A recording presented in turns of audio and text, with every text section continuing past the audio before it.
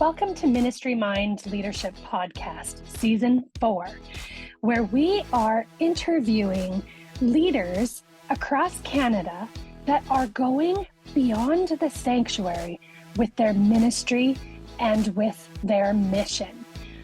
Today, we have a wonderful guest, a friend of mine named Greg Denie.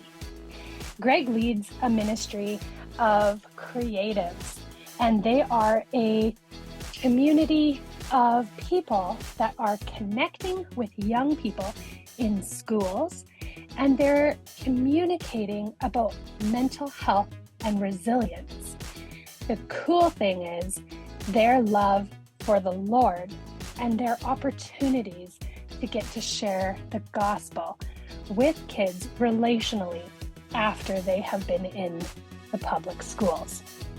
You know, lots of people often give up too soon.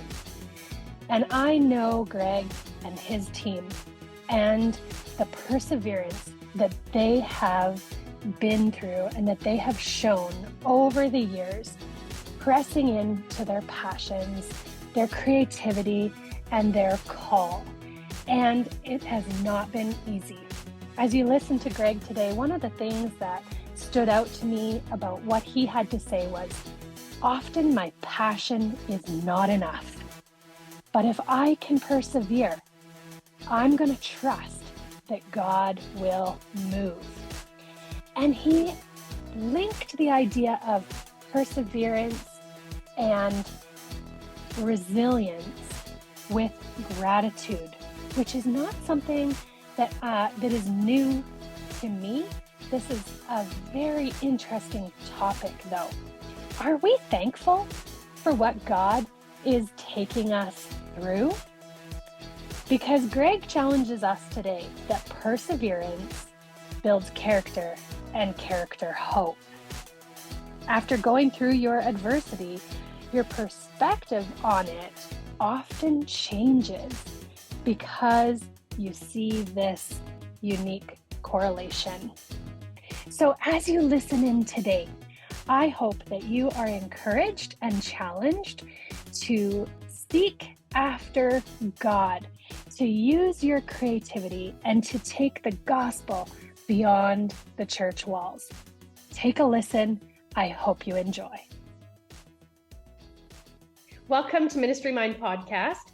Today we have Greg Denie, and I'm really happy to have you here, Greg, and hear more about you and about the ministry that you are doing. So tell us a little bit about yourself, Greg. What's your hobbies, your interests? Where do you live? Tell us about your family. Nice. Yes, I live in Saskatoon, beautiful wife and two beautiful kids. Love being a dad, and soccer coach, and that's always fun. Those are my hobbies all revolve around sports and athletics. I'm huge into pickleball right now. It's like I picked it up this summer and I joined a cult. It was awesome. Yeah. Just cult of pickleball took over my life. I was playing 5 times a week, 6 a.m. And it was me and my coworker playing against 60, 70-year-olds. And it was we just had so much fun. So pickleball's huge, but I love hockey. I play floor hockey, play ice hockey, coach soccer. Anything to do with sports I'm into. And then music is also a huge part of our life. So big into music. Those are kind of the main hobbies when I have time these days to do things and have my own time. That's what I find myself doing a lot. So yeah. I did not peg you as a pickleballer. It's crazy. It is such a fun sport. And it's cool to see that a lot of young people are getting into it. And it's it's like this fusion of tennis and ping pong. And I don't know. I love it. It's if for me, I'm getting up there in years and I'm my body can't take the, ice hockey and floor hockey and basketball, the knees, man, pickleball is the perfect, still get a good sweat, super competitive. And what I love about it too is man, we get smoked by these 60, 70-year-olds. They're dominating us. It's so it's fun. It's like a sport that it doesn't matter age, sex, not like, it's just like, it's competitive and it's fun. One of the ladies in our church is hardcore pickleballer. She actually is a ref, and she's in her Yes. 70s. And Yes. she used to be a professional figure skater. So she's like fit. She just, and this is how she has kept up. Wow. Well, we could go on and on and on about pickleball for an hour, but that's not really what our podcast is about. I love hearing about random facts when I interview people, though, because who would have ever thought? So tell us a little bit more about your ministry. Yeah, so currently I'm involved in two ministries. Yeah. I'm the lead pastor of C3 Saskatoon, which is a global network of churches. Been doing that for just over 2 years now. And then the other ministry, which I've been leading for the last 13 years now, is called Legacy One. And we are a youth mental wellness organization. And yeah, started in 2010 and have been going ever since then. Youth wellness organization. Well, I know, like, I've kind of watched your ministry grow, change, evolve, flourish.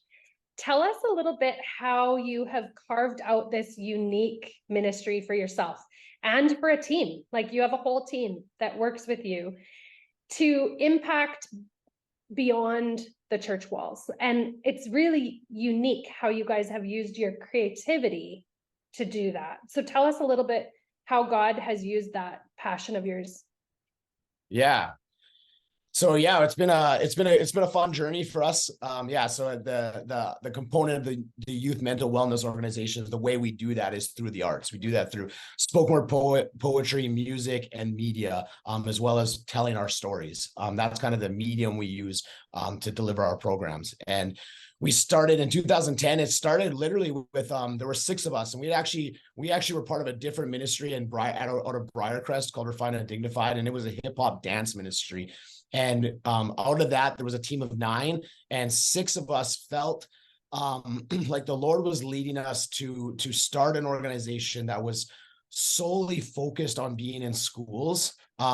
At the time, that other ministry was more focused on doing church events and doing youth groups and stuff like that. And we just really felt called to step outside the walls of the church. Our kind of thing was, and I'd been a youth pastor for 4 years before even joining that team, and kind of felt like a lot of the time was spent on running programs within the church. And there's nothing wrong with that. That don't hear me say that I have anything against that. It just, I'm an evangelist. And for me, it was like, I was relying on, our youth to draw kids to the church. Hey, tell your friends to come, tell your friends to come.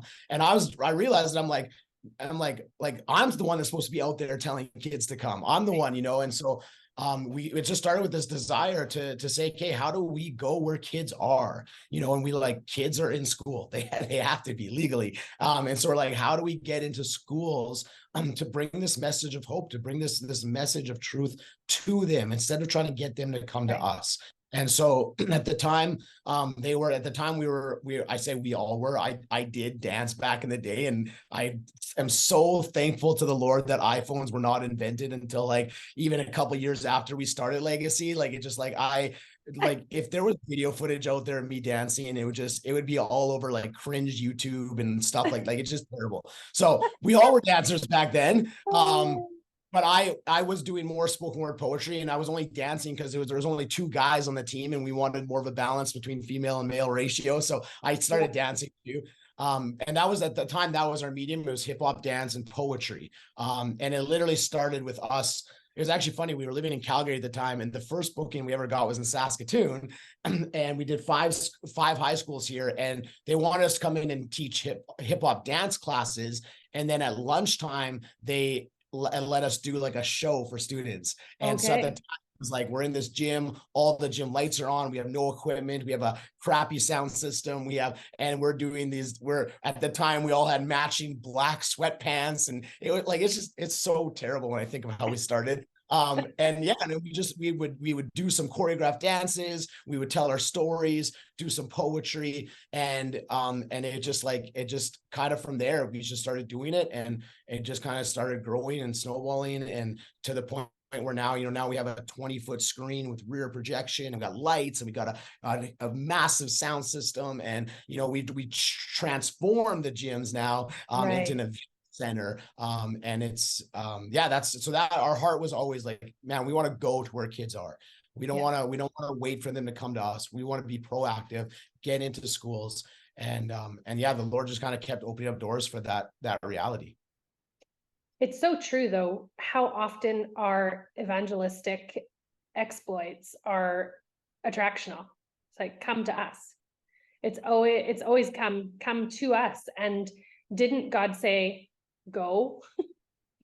Why did we forget that? But we're so often busy just keeping the wheels going that we don't get the opportunity to go out. So that's really cool to hear how God opened up doors for you to go where the kids were and to change that perspective and that way of doing it. So let's hear about some of the obstacles, because I'm sure there are many, but what are some of the obstacles that arose when you began to pursue this dream? Like, what were the hardships, the hard things you had to do, but what do you think were some of the factors that once you got through those, you were successful? Oh man, there's so many to talk about. Like, for starters, so there were 6 of us that started the team. We all rented a house together in Calgary. So my wife and I were the only ones who were married at the time. So it was us and 4 single people all living together, all doing ministry together. At the time, our finances were not great. We were all trying to raise support, but none of us were at a full-time level. So then we were all working part-time jobs, plus trying to like organize like ministry stuff and go into schools. And it just like, there was days where like we had no food in our cupboards, and I remember, and this is more of a God story. We were sitting around in our living room and we were praying, and we're like, God, what, like, and we heard our doorbell went, and we went to the door and there was no one there. And we looked at our mailbox and there was $400 in Safeway gift cards in our mailbox. Like, just unbelievable. Wow. To this day, I have no idea who delivered those, if it was an angel or if like, we just have no ideas to this day. But so I'd say there's a lot of struggle in like, one, learning how to do missions with a team, it's challenging, and it's really challenging when you all live together in the same space, and you got to clean up after yourself and do dishes and cook together and share food. And that component, like no Bible school education prepares you for that reality, so there was a lot of bumpy roads to navigate through. That was a big challenge. And then understanding the financial side of it too. It was always, the first couple of years I'd say it was a struggle. And it's funny because our whole premise, like our show right now, is called Beautiful Struggle. And the whole premise is based off of Romans 5:4, where it says struggle leads to perseverance, character, and character, hope. And as I was prepping for this conversation, I realized how much that actually was so true for Legacy One. We started in a place of struggle. It was a place of like, it was hard. There were moments that, our team, like we got into some fights once where people were like, are we done? Are we breaking up? Like, this is, and we worked through those things. We persevered, right? And as an organization, we persevered, and then came character, it came a foundation, it came, and it led to hope. And that's what's been, it's funny that we, that's our organizational statement to students. Right. But we really lived it, that the first couple of years was, navigating how to do life, doing missions with other people in close proximity, that was definitely a huge learning experience. And, being young, like I was 23, Chantal and I were 23, 24. Most of us were all, in our young, early 20s, living on our own and navigating those things. It made us grow up real fast. It did. I feel like we were, and the blessing was we were under a leadership and under Larry Moore of AYMI at the time, United Youth Outreach, who was, I have so much respect for Larry, and if you know Larry, you'll know that he is an incredible leader, and that he isn't going to step in and tell you how to do it. He's not going to step in and say, well, you should be doing this and you should be doing that. And why aren't you? He's very much there to say, you know, what's on your heart? Where are you being led? Let me give you some wisdom. Let me give you some guidance. But this is your ministry, and you got to do what God has called you to do. And I'm here to just support you in that. And so I feel like Larry let us make mistakes. Like he did. He let us fail. He let us struggle, because I think he knew that it was going to lead us to this place. It was going to get us through that season. And I, to be honest, I think that's where a lot of people give up. You know, a lot of people give up early on in ministry. They give up because it is a struggle. And there's no way around that. If you get into ministry thinking it's going to be easy, if you start a ministry thinking, oh, this, you know, like your passion can only take you so far. At some point, you have to buckle down and say, my passion's not enough.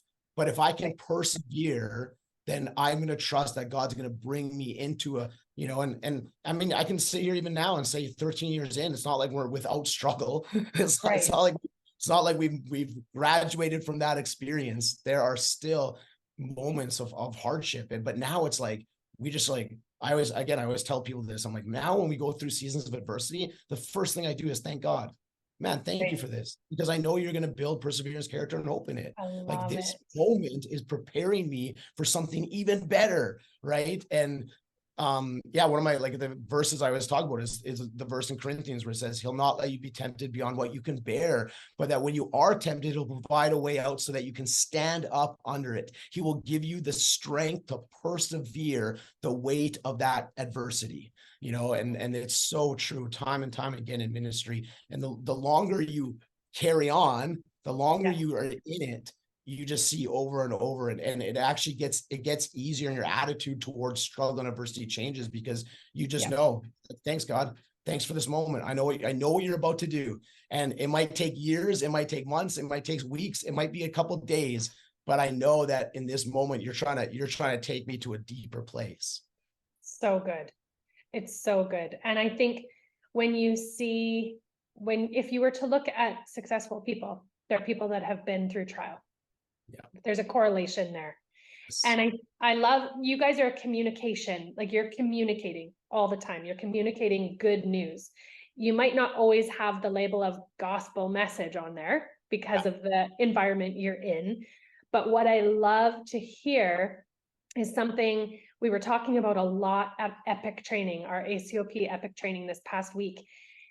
And so I just heard you talking about Romans and the whole lesson that you are sharing about adversity, character, hope. You are able to communicate it so effectively because it's had its stake on your heart, and you've had that experience.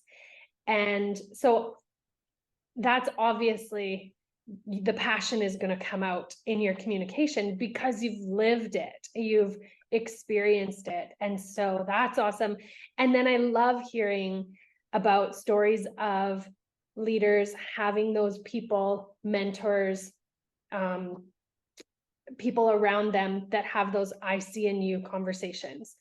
Because I think that, I mean, your resilience and having support networks, those are so huge in making yourself, your ministry, your business, whatever you're doing, successful. What would you say some of the steps that you guys took or used to help bring that dream that you had when you were in your early 20s to where it is today? If you could share with our listeners that maybe they have their own passion, their own creativity, their own sense of God's calling me to something that doesn't look like what everybody else is doing or has done. What are some steps that you guys had that maybe others might glean from? Yeah, I mean, you just nailed number one, which is to find a covering. If you're going to start anything, find an organization, find a leader, find a church, find someone to be your covering that will be that person for you. That's step number one. Don't don't ever try to do anything on your own. It's just not wise. There's no wisdom in it. There's no strength in it. Learn from others. So that's number one. We found an organization, and we didn't just jump right to United. We had offers to go to Mississauga. We had offers to come to Saskatoon. We chose United. We felt like Larry was the best fit for what we were trying to do. And so we were strategic just in that sense. And then when we started, I think from the outside, people maybe didn't feel like we had a strategic plan or knew exactly what we were doing. But we were pretty focused. And I'll say it like this, we set out some clear kind of lines for us. And one of the main ones was, we're not going to do church youth groups. And people were like, why? And I said, I'm like, look, we know the type of ministry we're about to start is a ministry that youth groups would be all over. It's hip hop, dance, spoken word poetry. It's engaging. It's something different, but it's very cultural. It's something kids are easily excited by.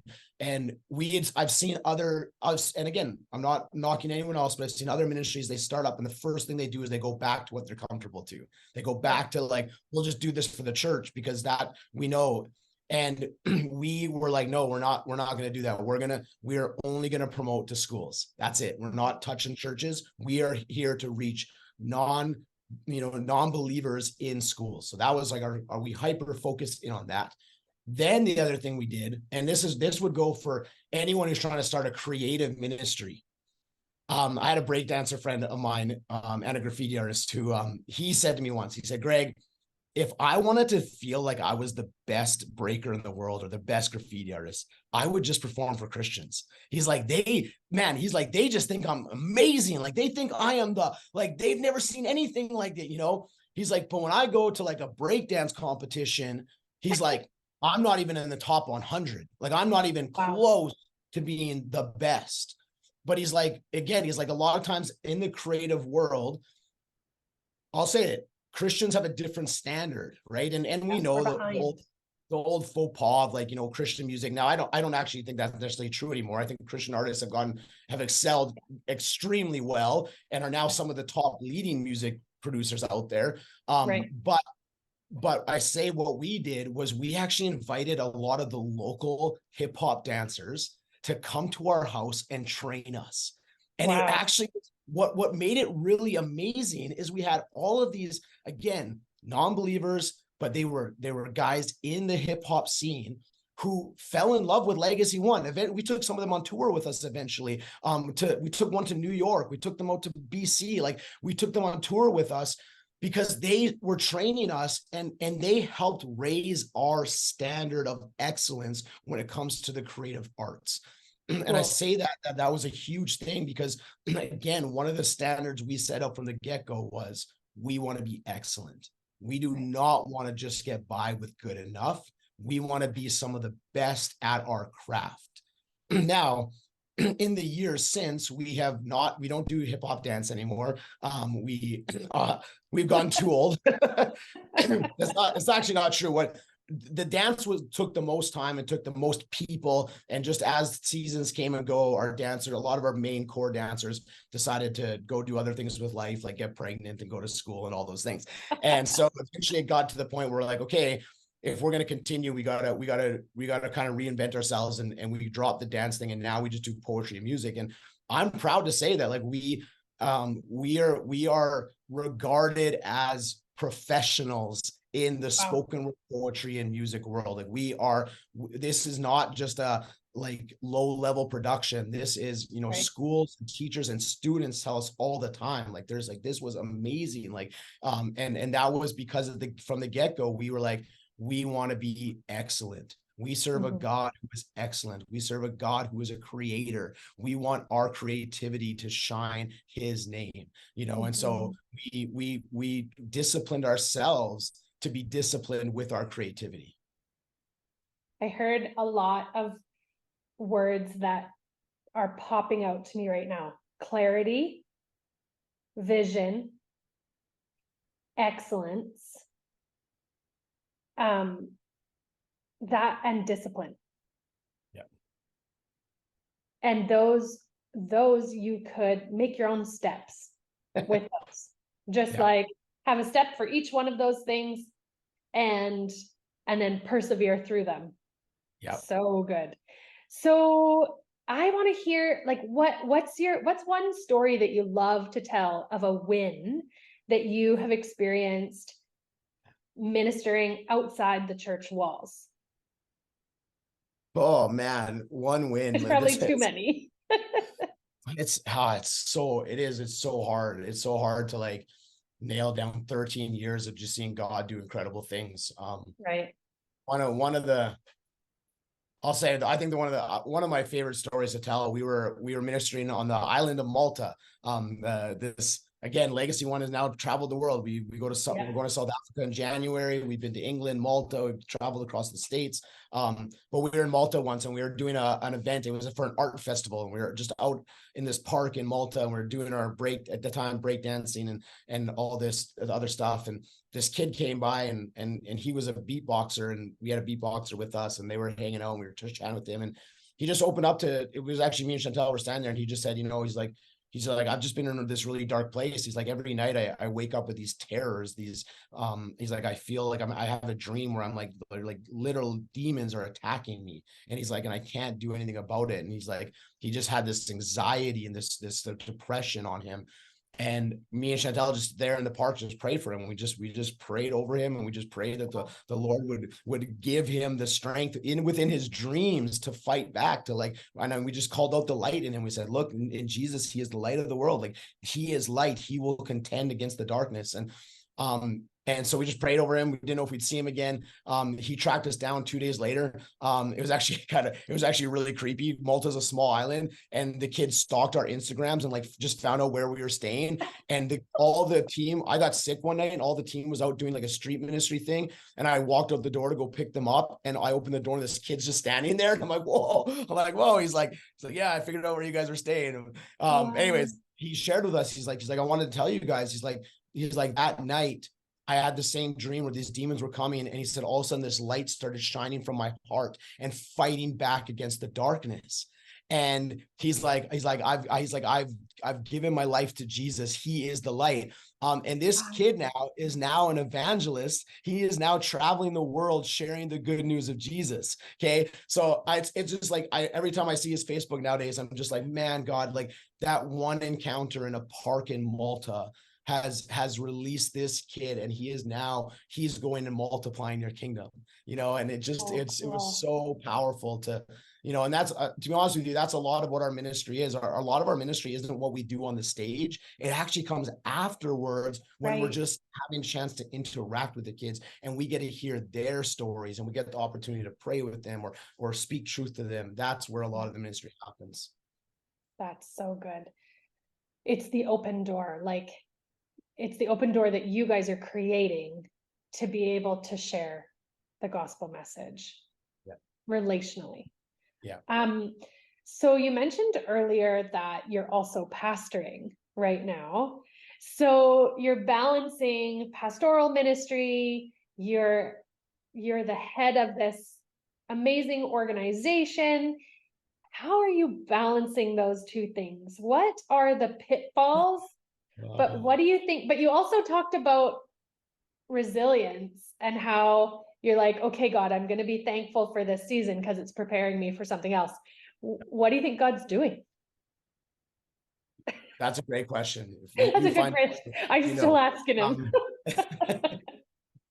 Yeah, obviously it was, I'll say, first off, there is a blessing in it, and I can speak to the pitfalls of it. It's been really cool. I mean, I say it like this: our church has a lead pastor in me that is living it out. They see on a weekly basis me going into schools and doing what God has called me to do as an evangelist. And there is I'll say that one of the challenges I have sometimes with pastoral ministry, and it's not pastors' faults, but the expectation that is put on them by the church hinders them from also I'll say, having friends outside of their church. And I think that really, and that's because I'm an evangelist, it's more natural to me, but I think that it's worthwhile for pastors to have friends that aren't believers. I think that if pastors can join a hockey team, do something outside of their pastoring that allows them to rub shoulders with people that aren't of faith. There's something powerful in that. And so for me, it really impacts my preaching, because I'm hearing stories, I'm seeing, and it's not just the students, it's the teachers, it's the parents I'm seeing I shouldn't say what's actually, but I'm seeing the world from a different perspective on a weekly basis, and it allows my preaching to be a little bit different in that sense. So there's tremendous value in doing these two roles at the same time. But it's challenging.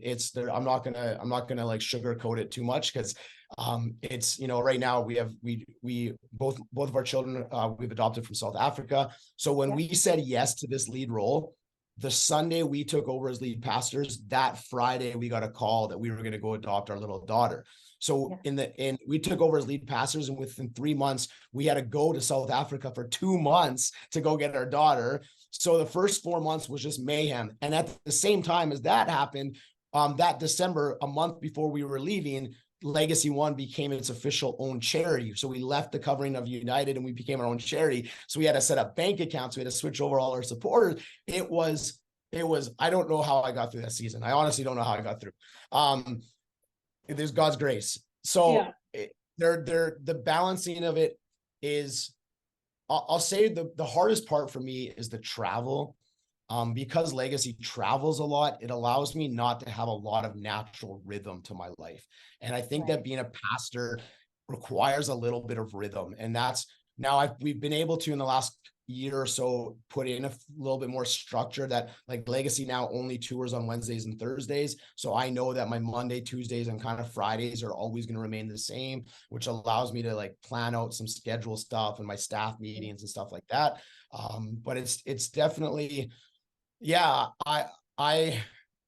hard. I'm like, when I took over, I was like, oh man, I think that this is the bivocational ministry. It's like, it's the way to go. It's the way. And I'll say, I think my opinion's actually been changed since living in it for the last 30 years, that I'm like, man, leading a church there's a weight and a mantle to it that to be honest with you, I actually did not understand it before I stepped into it. I've been around. Yeah, that's a good thing and maybe that's part of the purpose, is that understanding you didn't have before. Yeah. It was a learn. Look, I'm excited for where I'm at in life. I have no regrets. I'm not like and we have an incredible church. We have an incredible board. Our Legacy people, I mean, we all go to the same church. Minus one of us, but we're all, so from the Legacy side, I feel supported. From the C3 side, I feel supported, and it would only be possible if that was the case. And again, I put in some things when we did this. I just said to both the boards, I said, look, if at any point this starts to hinder either organization, pull me out. Like, just, we'll figure it out. But it's like, I'm not going to step into this and see one of these suffer over the other. And so far it's been good. There's been, like I said, there's been a blessing on this season. But you gotta be a disciplined person. And I like to think I am, but there are definitely moments where I'm not. And so it does, if you know me, like I'm a very free flowing person. My leadership is very relational. I love structure. I'm good at seeing structure and setting structure up. I am terrible at maintaining structure. That is not me, which again, I'll say as a pastor, we've thankfully hired an administrator this last year to help me with those things, because when it comes to the maintaining, don't ask me to do it. So we were talking about the balancing of it, and like, how are you doing that? One thing that I'm hearing from you is that there's some support networks that are helping it to be successful. And so, you said hiring an administrator, having your board on, in agreement with it and on board. What else would you say your support networks are in sustaining your ministry? I mean, it's still having mentors is still huge to me. Having people oversee, which again, thankfully, Legacy has, C3 has, mentors that help kind of speak into things and see things.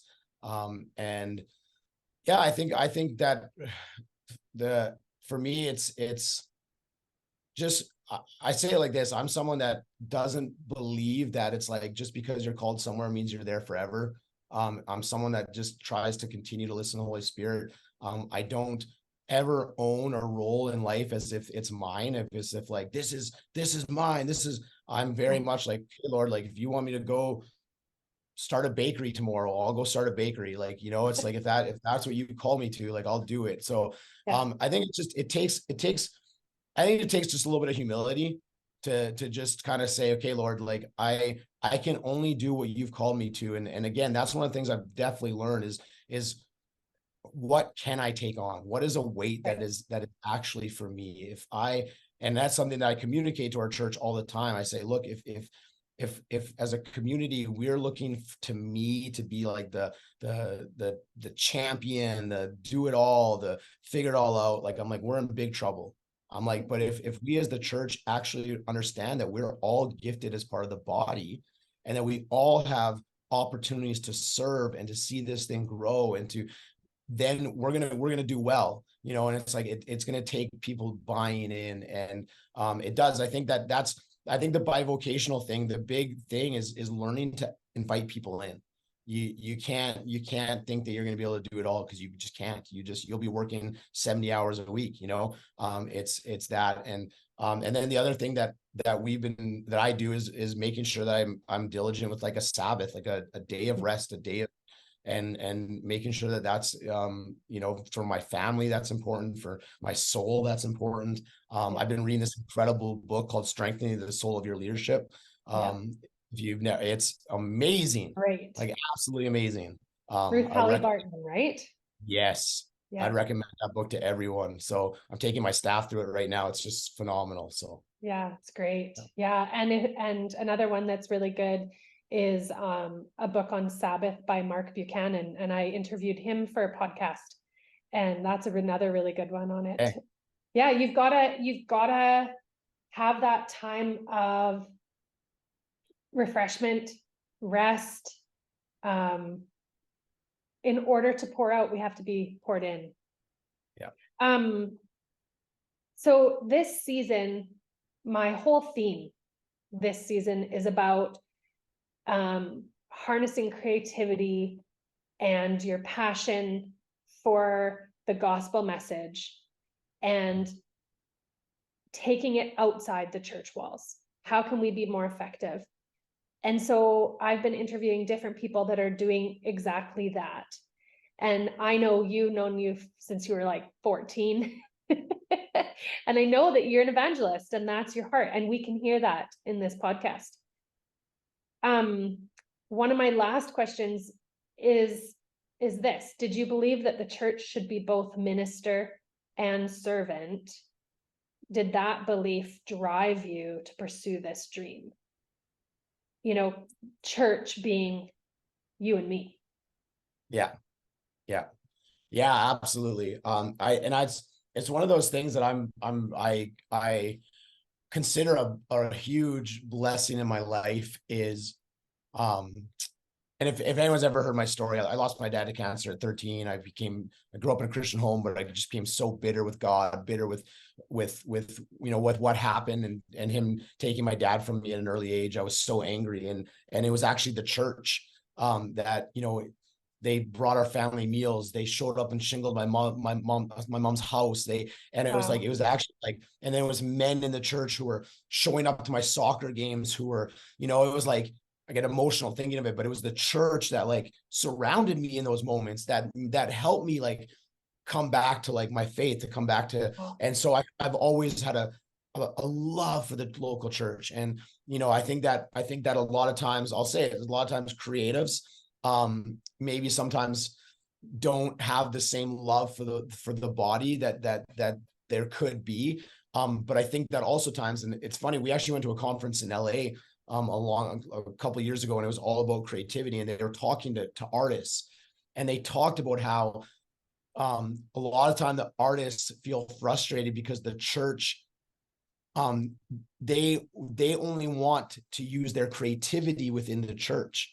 And this conference was saying, look, as an artist, you got to serve the local body, not because of your creativity, not just because of what you have to offer, but you serve it because that's what you're called to do, you know? And then the challenge was, then they also challenged churches to say, look, don't just get your creatives involved because they are creative. Don't just get them involved because they have something to offer you. You know, it was kind of this flip coin of like, which was really powerful. And I think that absolutely, I believe that the church is called to serve one another, to serve, you know, the people that are the body, the believers. Like I'm someone that, like, our church, like, I'm like, I believe that as the lead pastor, my job is for our church, our believers, you know, and we're not like a seeker-friendly church in the sense, like, if you come to our church, it's like, you might feel uncomfortable because you might not get it because you're actually you're coming to a family gathering and we got weird traditions here. We do things that might be weird to you, you know, and we're okay with that. Like that's, you know, but at the same time, I think the church does need to recognize where we have held people back. And I remember Erwin McManus is someone I follow, incredible, gifted communicator, gifted church planner. And he always talked about, he's like, don't get the people who are out there connecting and bringing people to your church. Don't get them serving. They are not called to serve your church. They're called to be out there meeting people, connecting, and those are your evangelists. He's like, we make the mistake that we bring those people and we're like, oh, you should be leading our prayer ministry. You should be leading. He's like, no, so, like, let them just be them out in the world, connecting and bringing people in, you know? And I think that's where I think the church, sometimes it's like we find gifted people, we find creatives, and we're like, well, let's get them plugged in, and we limit their potential because we just see how they can serve us, instead of releasing them to go out in the world. And now, again, I say that to be like, I'm thankful, served under incredible leadership, that they allowed me to go out. They did not try to harness me. But I'll say this to creatives, it's like, man, first off, find a love for your local church. Like, find a love for the body. And it might not be your perfect fit. It might not be the most creative church. It might not harness that. Find a love for the local church. And then from that place, find where the areas are that you are called to go out. And I do, it's not just for the evangelists. We know that it's not just for those who have, we are all called to go. We are all called to be out. And I do think that churches are becoming better and better at this all the time. I feel like, you know, here in Saskatoon, I think we have an incredible church community. I think there's churches in Saskatoon they're doing phenomenal things around the city. And I think that it's something that we just have to always kind of, obviously, it's like human nature is to protect, it's to shell, it's to build walls, it's to, you know, I always say, like, it's like, are you increasing the size of your table? It's like, you know, are you inviting more and more people around the table? That's what we're called to do, not to build more walls. Are we increasing the size of our table? And that's I think that's where it was for me. I was anchored to church. Someone asked me the other day, like, do you ever struggle, like, just going to church on a Sunday? Like, this is before I was a pastor and had to go to church every Sunday. You know, it's like, did you ever struggle? And I said, honestly, I never did, because to me, church was never about me. It was never about what I feel like going. It doesn't matter if I felt like going. I went because I felt like God was going to use me in that space. And I didn't, when we went to church in Calgary, there were times I never even got into the sanctuary. I never even got in. I was too busy out in the foyer talking with people and praying for people. And like, I didn't even get to go, I didn't even get inside it, you know, because I was like, look, I'm not here because I need to grow. I'm here because I'm here to serve, you know? And so I think that it is definitely that understanding of the serving and the ministering. And I just commend churches. I do think we're doing a pretty good job of it, that the church is starting to understand that, we can serve our people, and we can go out and minister to people, minister with the gospel. And I think that seeing those two things happen. And I think that we're living in a world right now where that creative potential is just, it's unlimited in the sense of we are seeing young people with giftings. And man, I talk about the beatboxer that we toured with. He led someone to the Lord over online gaming once, playing Call of Duty on Xbox 360. And he was talking with a kid online and led him to Jesus, and I'm like, that's crazy. Like that, I just like, I can't even comprehend that right now, that I'm like, now God's using online gaming as a way to spread the gospel, Wow. And again, I tell people all the time, man, find what you love to do and just continue to do it, and God will use you.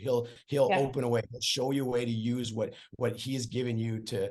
And I think that's what excites me, in our church too. We're a young entrepreneurial church. We've got lots of young people that are just doing some crazy things. And it's just really exciting to see them understand that it's like, okay, this faith journey that God has us on is not just about me showing up every Sunday. It's about me showing up every day and listening to what the Holy Spirit is doing in my workplace, in my passion, in my friendships. And that's what excites me.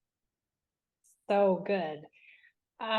So what encouragement would you give to our listeners who feel a call to use their gifts, their creativity, their passions beyond the walls of the church, and they're maybe just figuring out what that looks like? What would you encourage them with as we end our interview? Just do it. At some point you got to just step out in faith and start getting, and that's why I said, getting into a space that isn't just the church, that isn't just surround yourself with people who are better than you. Again, that's what we did. Even for myself as a poet, I reached out. I thankfully had a good friend who was a rapper in LA who does spoken word poetry. And I remember I had him critique my first time we got around him, he saw our show, and I told him, like, could you critique my poetry? And he ripped me apart. I literally almost quit. I was like, I actually don't want to do this anymore. Like, it was so, and he did. He just kind of ripped me apart. He's like, Greg, you sound like every other YouTube poet. Like, he's like, you haven't found your voice. You need to find your voice. And then it was 3 years later, he came back and we toured with him again, and he saw our stuff, and he sat me down after our show and he said, Greg, he's like, you did it. He's like, you listen to what so find a critique, find someone that will tell you the honest truth of where you're at. Like I said, let's not go for the lowest standard here. Let's go for excellence. So surround yourself with people who are better than you and grow in that. And then one of the things that Larry Moore told us when we first started Legacy, he said, look, as a creative, here's the reality. Creatives always want to push the lines. They always want to, he's like, for every step you take as an artist, take 2 steps towards Jesus. Wow. And it's something that has stuck with us. We use it all the time in our meetings. Every time it's like, man, as a creative, we have to constantly be keeping our heart in check, because we do know that's what creatives, we're good at that. We push boundaries. We want to be provocative. We want to be, we want to be in your face. We want to, and he said, look, every step you take as an artist, just take 2 steps closer to Jesus and you'll always be safe. And I would encourage anyone who's feeling that creative call, that push, that's the advice. Every step you take as an artist, take 2 steps towards Jesus. It'll keep you centered. And, and that I know I'm supposed to end this with an encouragement, but it's like, we've just seen it too much. We've seen young creatives with so much potential, and they start running and they stop taking those steps towards Jesus, and they just run themselves off the rails.